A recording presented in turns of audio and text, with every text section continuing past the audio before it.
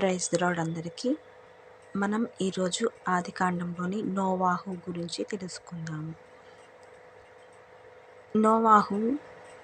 నోవాహుతో యెహోవా దేవుడు అంటున్నారు, నరుల చెడుతనము భూమి మీద గొప్పదనియు, వారి హృదయం యొక్క తలంపుల్లోని ఊహ అంతయు ఎల్లప్పుడూ కేవలము చెడ్డదానియే యెహోవా చూచి, తను భూమి మీద నరులను చేసినందుకు యెహోవా సంతాపం నొందారు, తన హృదయంను నొచ్చుకున్నారు.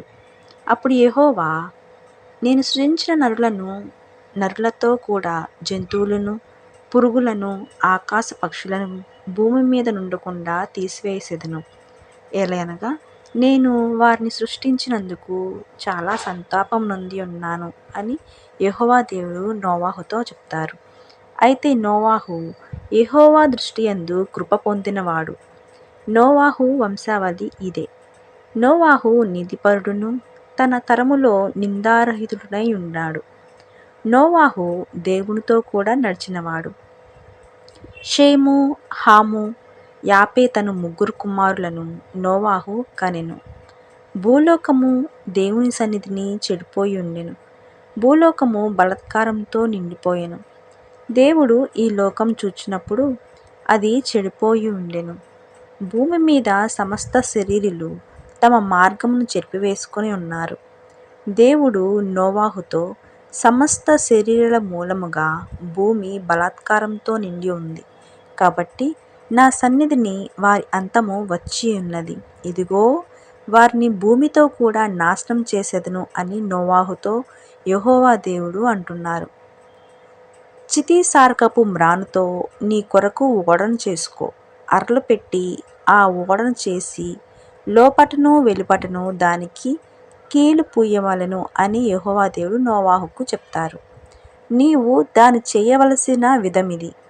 అదేమనగా, ఆ ఓడ 300 మూరల పొడుగును, 80 మూరల వెడల్పును, 30 మూరల ఎత్తును కలదై ఉండాలి.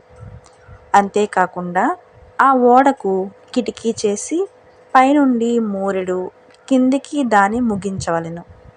ఓడ తలుపు దాని ప్రక్కన ఉంచవలెను.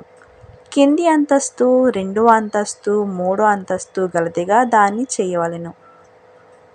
ఇదిగో, నేనే జీవవాయువు గల సమస్త శరీరులను ఆకాశం కింద నుండకుండా నాశనం చేయుటకు భూమి మీదకి జల ప్రవాహం రప్పించుచున్నాను. లోకమందున్న సమస్తమును చనిపోవును. అయితే నీతో నా నిబంధన స్థిరపరచుదును. నీవును, నీతో కూడా నీ కుమారులను, నీ భార్యయు, నీ కోడండ్రును ఆ ఓడలో ప్రవేశింపవలెను. మరియు నీతో కూడా వాటిని బ్రతికించి ఉంచుకొనుటకు సమస్త జీవులలో, అనగా సమస్త శరీరుల యొక్క ప్రతి జాతిలోనివి 2 చొప్పున నీవు ఓడలోకి తేవాలి అని నోవాహుకు చెప్తారు. వాటిలో మగదియు ఆడదియు ఉండవలెను. నీవు వాటిని బ్రతికించి ఉంచుటకై వాటి వాటి జాతుల ప్రకారం పక్షులలోను, వాటి వాటి జాతుల ప్రకారం జంతువులలోను, వాటి వాటి జాతుల ప్రకారం నేల మీద ప్రాకు వాటి అన్నిటిలో ప్రతి జాతిలో కూడా 2 చొప్పున నీ యొద్దకు అవి వచ్చును. మరియు తినుటకు నానా విధములైన ఆహార పదార్థములను కూర్చుకొని నీ దగ్గర ఉంచుకొనుము. అవి నీకును వాటికిని ఆహారమగునని చెప్పెను. నోవాహు అట్లు చేసెను. దేవుడు అతనికి ఆజ్ఞాపించిన ప్రకారము యావత్తూ చేసెను. అప్పుడు యెహోవా దేవుడు నోవాహుతో ఇలా అంటారు, ఈ తరము వారిలో నీవే నా ఎదుట నీతిమంతుడవై ఉండుట చూచితిని కనుక నీవును నీ ఇంటివారును ఓడలో ప్రవేశించండి. పవిత్ర జంతువులలో ప్రతి జాతి పోతులు 7ను, పెంటులు 7ను పవిత్రములు. కానీ జంతువులలో ప్రతి జాతి పోతును, పెంటియు 2ను. ఆకాశ పక్షుల్లో ప్రతి జాతి మగవి 7ను, ఆడవి 7ను. నీవు భూమి అంతటి మీద సంతతిని జీవముతో కాపాడునట్లు నీ యొద్ద ఉంచుకొనుము. ఎందుకంటే ఇంకను 7 దినములకు నేను 40 పగళ్లను 40 రాత్రులను భూమి మీద వర్షం కురిపించి నేను చేసిన సమస్త జీవరాశులను భూమి మీద ఉండకుండా తుడిచివేయుదునని నోవాహుతో చెప్పాడు. తనకు యెహోవా ఆజ్ఞాపించిన ప్రకారం నోవాహు యావత్తూ చేస్తాడు. ఆ జలప్రవాహం భూమి మీదకి వచ్చినప్పుడు నోవాహు 600 ఏండ్లవాడు. అప్పుడు నోవాహును, అతనితో కూడా అతని కుమారులను, అతని భార్యయు, అతని కోడండ్రులను ఆ జలప్రవాహానికి తప్పించుకొనుటకై ఆ ఓడలో ప్రవేశించారు.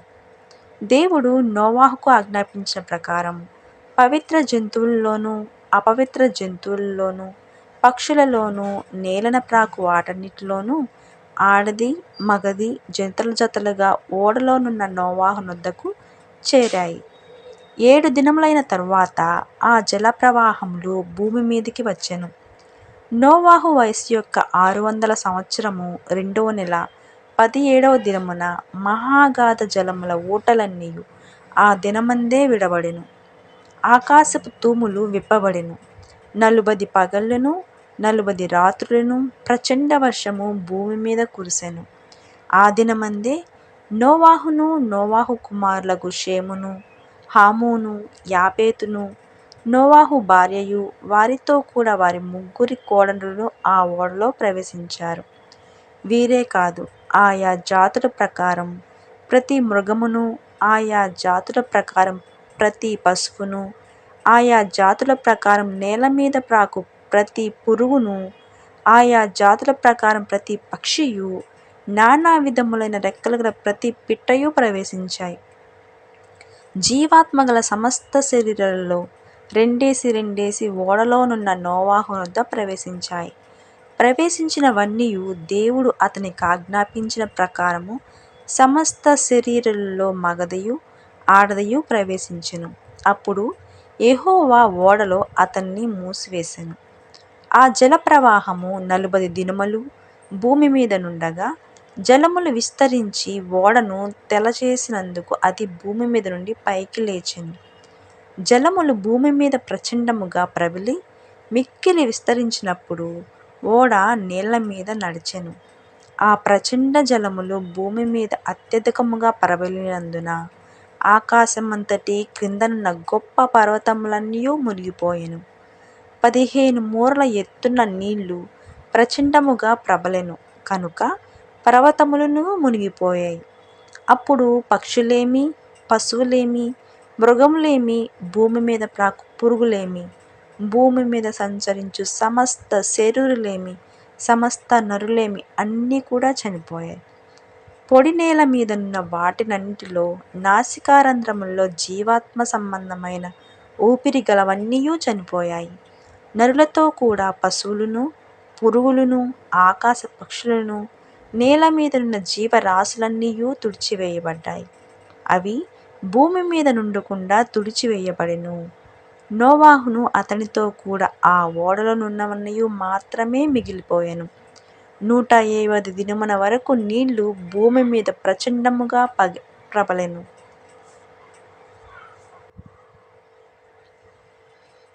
దేవుడు నోవాహును అతనితో కూడా ఓడలోనున్న సమస్త జంతువులను అలాగే సమస్త పశువులను జ్ఞాపకం చేసుకున్నాడు. దేవుడు భూమి మీదున్న వాయువు విసురునట్లు చేయుట వలన నీళ్లు తగ్గిపోయాయి. అగాధ జలాలు ఊటలుగా ఆకాశపు తూములను మూయబడెను. ఆకాశం నుండి కురియుచున్న ప్రచండ వర్షము నిలిచిపోయెను. అప్పుడు నీళ్లు భూమి మీద నుండి క్రమక్రమంగా తీసిపోవుచుండెను. 120 దినములైన తరువాత నీళ్లు తగ్గిపోగా 7వ నెల 17వ దినమున ఓడ అరారతు కొండల మీద నిలిచెను. నీళ్లు 10వ నెల వరకు క్రమంగా తగ్గుచూ వచ్చాయి. 10వ నెల మొదటి దినమున కొండల శిఖరములు కనపడెను. 40 దినములైన తరువాత నోవాహు తాను చేసిన ఓడ కిటికీ తీసి ఒక కాకిని వెలుపలికి పోనిచ్చారు. అది బయటికి వెళ్ళి భూమి మీద నుండి నీళ్లు ఇంకిపోవు వరకు ఇటూ అటూ తిరుగుచున్నాయి. మరియు నీళ్లు నేల మీద నుండి తగ్గినవో లేదో చూచుటకు అతడు తన యొద్ద నుండి నల్ల పావురం ఒకటి వెలుపలికి మళ్ళీ విడిచిపెట్టాడు.